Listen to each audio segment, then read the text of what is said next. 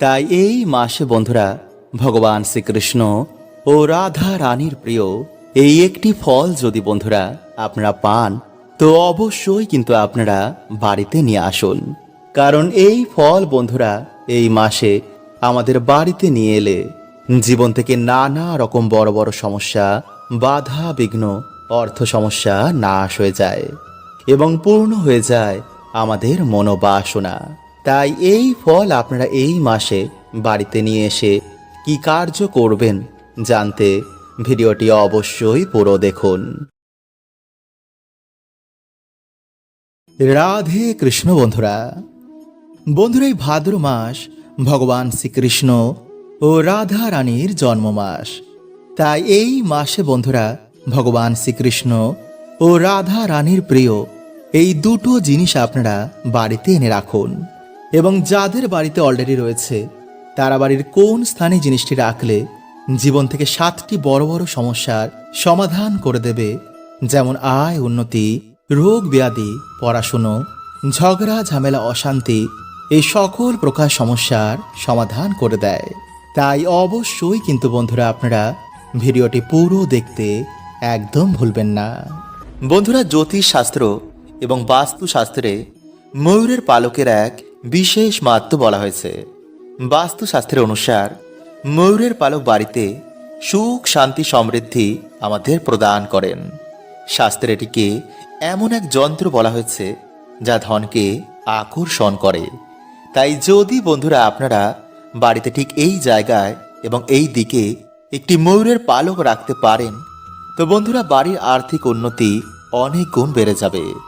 তাই এর জন্য বন্ধুরা আপনাদের মাত্র 3টি ময়ূরের পালক লাগবে এবং কিছু বাস্তু নিয়ম যা আপনাদের আজকের এই ভিডিওতে আমি জানিয়ে দেব। তাই বন্ধুরা ভিডিওটি একটি লাইক করে কমেন্টে হর হর মহাদেব ও জয় শ্রীকৃষ্ণ অবশ্যই লিখুন। বন্ধুরা, আমাদের হিন্দু শাস্ত্রে এই ময়ূরের পালকের এক বিশেষ মাহাত্ম্য রয়েছে। জ্যোতিষ শাস্ত্রের অনুসার যে স্থানে ময়ূরের পালক থাকে সেখানে কখনো গ্রহের খারাপ প্রভাব পড়ে না। পুরাণেও ময়ূরের পালক নিয়ে বিভিন্ন উপায়ের কথা বলা হয়েছে। আয়ুর্বেদেও ময়ূরের পালক নিয়ে এটি বলা হয়েছে যে কিভাবে ময়ূরের পালক বাড়ি থেকে রোগ ব্যাধি দূর করে। সাথে ভগবান শ্রীকৃষ্ণ এই ময়ূরের পালকের অনেক প্রশংসা করেছেন এবং তিনি তা নিজের মুকুটে সর্বদাই ধারণ করেন। ময়ূরের পালক ছাড়া তিনি কখনো কোথাও যান না। তাই ভগবান শ্রীকৃষ্ণ বলেন যে ময়ূর হচ্ছে সুখ, শান্তি, সমৃদ্ধির প্রতীক। ময়ূরের পালক মানুষকে সমস্ত রকম নেগেটিভ ঊর্জা থেকে রক্ষা করে, ফলে সহজেই মানুষের জীবনে সুখ শান্তি ফিরে আসে। তাই হিন্দু ধর্মে ময়ূরকে মা লক্ষ্মী, মা সরস্বতী, শ্রী গণেশ, হনুমানজি এবং কার্তিকীজির সাথে যুক্ত করা হয়েছে। তাই ময়ূরের পালককে ব্যবহার করে সহজেই মা লক্ষ্মীকে প্রসন্ন করে জীবনে সুখ, শান্তি, সমৃদ্ধি প্রাপ্ত করা যায়। এবং ময়ূরের পালকের সাথে যদি একটি বাঁশি রাখা যায় তো বন্ধুরা এটিকে বাড়ির জন্য খুবই শুভ বলে মানা হয়।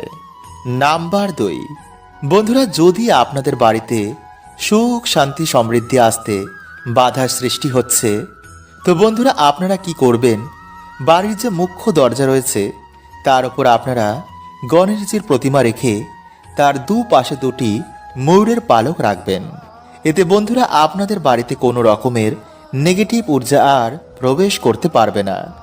এবং যদি বন্ধুরা আপনাদের বাড়ির সদর দরজা বাস্তু নিয়মের বিপরীতই হয় তো বন্ধুরা বাড়ির যে মুখ্য দরজা রয়েছে তার উপরে আপনারা 3টে ময়ূরের পালক টানিয়ে দিন। এতে বন্ধুরা আপনাদের বাড়ির বাস্তু ঠিক হয়ে যাবে। নাম্বার 3, বন্ধুরা যদি আপনাদের ওপর গ্রহের খারাপ দৃষ্টি চলে, রোগ ব্যাধি যদি আপনাদের ঘিরেই থাকে, কিছুতেই যদি বাড়িতে উন্নতি না হয় তো বন্ধুরা আপনারা একটি ময়ূরের পালক নিয়ে তাতে গঙ্গা জল ছিটিয়ে বা শুদ্ধ জল ছিটিয়ে ভগবান শ্রীকৃষ্ণের নাম নিয়ে বাড়িতে এমন জায়গা রেখে দিন যেখানে কেউ সে জিনিসটিকে দেখতে না পায়। নাম্বার 4, পড়াশোনায় কিছুতেই মন লাগে না।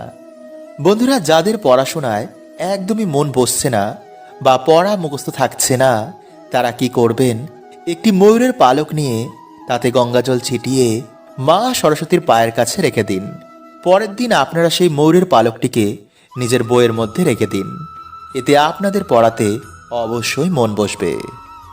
নাম্বার 5, যাদের বাড়িতে ছোট বাচ্চা বা কারোর ওপর নজর বারবার লাগে তারা বালিশের নিচে একটি ময়ূরের পালক রেখে রাতের বেলায় ঘুমিয়ে পড়ুন।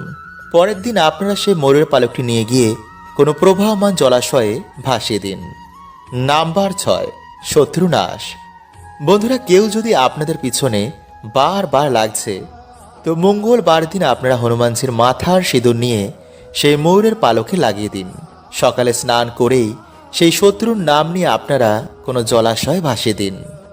নাম্বার 7, বন্ধুরা, যদি আপনাদের কোনো মনোবাসনা এখনো বাকি রয়েছে বা আপনাদের আর্থিক উন্নতি চাই তো স্নান করে সে ভগবান রাধা কৃষ্ণের মন্দিরে গিয়ে বা বাড়িতেই ভগবান শ্রীকৃষ্ণের মাথায় এই ময়ূরের পালকটি বেঁধে দিন এবং নিজের মনের যা ইচ্ছা রয়েছে তা ভগবানকে বলুন। দেখবেন কিছু দিনের মধ্যে আপনাদের বাড়িতে সুখ শান্তিতে ভরে গেছে। বন্ধুরা, এই ভাদ্র মাস ভগবান শ্রীকৃষ্ণ ও রাধা রানীর জন্ম মাস। তাই এই মাসে বন্ধুরা ভগবান শ্রীকৃষ্ণ ও রাধা রানীর প্রিয় এই একটি ফল যদি বন্ধুরা আপনারা পান তো অবশ্যই কিন্তু আপনারা বাড়িতে নিয়ে আসুন। কারণ এই ফল বন্ধুরা এই মাসে আমাদের বাড়িতে নিয়ে এলে জীবন থেকে নানা রকম বড় বড় সমস্যা, বাধা বিঘ্ন, অর্থ সমস্যা নাশ হয়ে যায় এবং পূর্ণ হয়ে যায় আমাদের মনোবাসনা। তাই এই ফল আপনারা এই মাসে বাড়িতে নিয়ে এসে কি কার্য করবেন জানতে ভিডিওটি অবশ্যই পুরো দেখুন। বন্ধুরা, আপনারা সকলেই ডুমুর গাছ দেখেছেন, তাই না? কিন্তু বন্ধুরা, আমরা বেশিরভাগ মানুষ এটা জানি না যে এই গাছের মধ্যে ভগবান বিষ্ণুর বাস হয়। আসলে বন্ধুরা, একটি পৌরাণিক কথার অনুসার যখন ভগবান বিষ্ণু নরসিংহ অবতার নিয়েছিলেন এবং তার লীলা যখন সমাপ্ত হয়ে যায় তারপর বন্ধুরা তার নখ ডুমুর গাছের নিচে রেখে দেওয়া হয়। এরপর যখন ভগবান বিষ্ণু সেই নখ নিতে আসেন তখন দেখেন যে সেই নখের জন্য ডুমুর গাছের গায়ে কাটা কাটা দাগ হয়ে গেছে। তখন ডুমুর গাছ বলেন, হে প্রভু, আপনি আমার সাথে এমন কেন করলেন? তখন ভগবান বলেন, ডুমুর, এই ক্ষতিপূরণের জন্য আমি সর্বদাই তোমার কাছে নিবাস করব এবং যে শ্রদ্ধা মনে গাছের পুজো অর্চনা করবে তাদের সকল মনোবাসনাও পূর্ণ হয়ে যাবে। তাই বন্ধুরা, অগ্নি পুরাণে অনুসার কিছু কিছু গাছের মধ্যে কোনো না কোনো দেবদেবীর আশীর্বাদ রয়েছে, যেমন ধুতরা, নীলকণ্ঠ এবং আকন্দ। বন্ধুরা, এই সব গাছের মধ্যে ভগবান শিবের আশীর্বাদ রয়েছে। ঠিক তেমনি তুলসী, ডুমুর এবং কলা গাছ। বন্ধুরা, এই সমস্ত গাছের মধ্যে ভগবান বিষ্ণুর বাস। এছাড়া বন্ধুরা, কিছু কিছু গাছে আবার নেগেটিভ এনার্জির বাস হয়। তাই এর জন্য বন্ধুরা বলা হয় যে কখনো কোনো গাছের গোড়ায় প্রস্রাব করতে নেই। এতে বন্ধুরা না জেনেই আমরা বাড়িতে দুর্গতি ডেকে আনি। তাই যদি বন্ধুরা আপনারা চ্যানেলে নতুন হন তো চ্যানেলটি সাবস্ক্রাইব করে পাশের বেল আইকনটিকে অল করে রাখবেন এবং বন্ধুরা ভিডিওটি একটি লাইক করে কমেন্টে আপনারা বলুন, জয় শ্রীকৃষ্ণ, হর হর মহাদেব। তাই চলুন বন্ধুরা এবার আমরা জেনে নিই সেই টোটকাটির ব্যাপারে। বন্ধুরা, আপনারা দিনের বেলায় একটি ঘটিতে কিছুটা গঙ্গা জল নেবেন এবং একটি ধূপ নেবেন। এরপর বন্ধুরা আপনারা সেই গঙ্গা জল ডুমুর গাছের গোড়ায় ঢেলে দেবেন। এরপর আপনারা এই মন্ত্রটি 3 বার বলবেন। আর সেই মন্ত্রটি হলো বন্ধুরা, ওম ভগবতে বাসুদেবায় নমঃ। এরপর বন্ধুরা আপনারা সেই ধূপ দিয়ে ভগবান বিষ্ণু ভেবে সেই গাছটির পুজো অর্চনা করুন। তারপর আপনারা হাত জোর করে আপনারা যে সমস্যায় রয়েছেন তা ভগবানকে বলুন। বলবেন, হে প্রভু, আমার জীবনে অনেক কষ্ট, তুমি গিয়ে প্রভু আমার বাড়িতে জীবনের সমস্ত দুঃখ কষ্ট হরণ করে নাও এবং তোমার এই গাছের 3টি ডুমুর আমাকে উপহার দাও। এরপর বন্ধুরা আপনারা গাছ থেকে যতটা ডুমুর লাগবে তা আপনারা এনে একটি লাল কাপড়ের মধ্যে বেঁধে যেখানে আপনারা টাকা পয়সা রাখেন সেখানে রেখে দেবেন। একটি ডুমুর আপনারা লাল কাপড়ের মধ্যে বেঁধে আপনাদের যে সদর দরজা রয়েছে সেখানে টানিয়ে দিন। আর একটি ডুমুর আপনারা শোয়ার যে বালিশ রয়েছে তার মধ্যে আপনারা একটি লাল কাপড় বেঁধে রেখে দিন। কিন্তু বন্ধুরা এই বালিশের মধ্যে যেন আর অন্য কেউ না ঘুমায়।